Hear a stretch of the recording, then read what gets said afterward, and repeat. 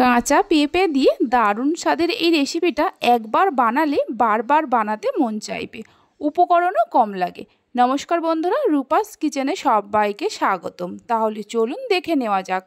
এখানে একটা মিডিয়াম সাইজের পেঁপের খোসা ছাড়িয়ে নিয়ে এরকম পাতলা পাতলা করে কেটে নিয়ে ভালো করে ধুয়ে নিয়েছি।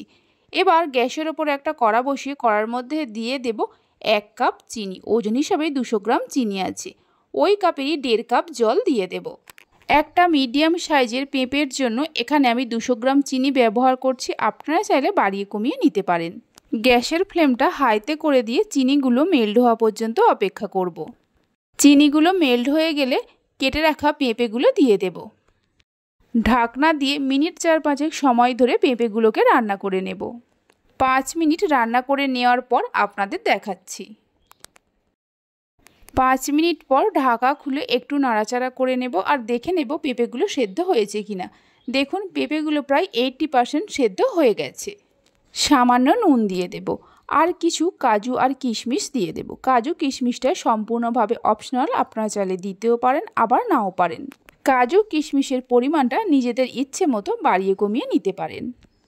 সব কিছুকে মিশিয়ে নিয়ে গ্যাসের ফ্লেমটা মিডিয়ামে করে ঢাকনা দিয়ে আরও মিনিট 3-4 সময় ধরে রান্না করে নেব। 4 মিনিট পর ঢাকনা খুলে একটু নাড়াচাড়া করে নেব আর দেখুন পেঁপেগুলো পুরোপুরিভাবে সেদ্ধ হয়ে গেছে। এইভাবে একবার পেঁপের প্লাস্টিক চাটনিটা বাড়িতে বানিয়ে দেখতে পারেন, যা ছোট থেকে বড় সকলে খুবই পছন্দ করবে। বাড়িতে বানালে খেয়ে আপনাদের কেমন লাগলো অবশ্যই আমাকে কমেন্ট করে জানাবেন। সব শেষে অর্ধেকটা পাতিলেবুর রস দিয়ে দেব। লেবুর রসটা দেওয়ার পর গ্যাসের ফ্লেমটা বন্ধ করে দিয়ে কিছুক্ষণ ঢাকনা দিয়ে রেখে ঠান্ডা করে নেব। ঠান্ডা হয়ে যাওয়ার পর একটা বাটির মধ্যে সার্ভ করে নেব। দেখুন পেঁপের প্লাস্টিক চাটনিটা কত সুন্দর হয়েছে।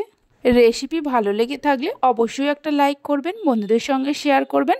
ভালো লাগলে চ্যানেলটি সাবস্ক্রাইব করে পাশে থাকা বেল আইকনটি প্রেস করবেন নতুন রেসিপির আপডেট পাওয়ার জন্য। তাহলে চলুন ভিডিওটা আমি এখানেই শেষ করছি। আপনারা সবাই ভালো থাকবেন, সুস্থ থাকবেন। ধন্যবাদ।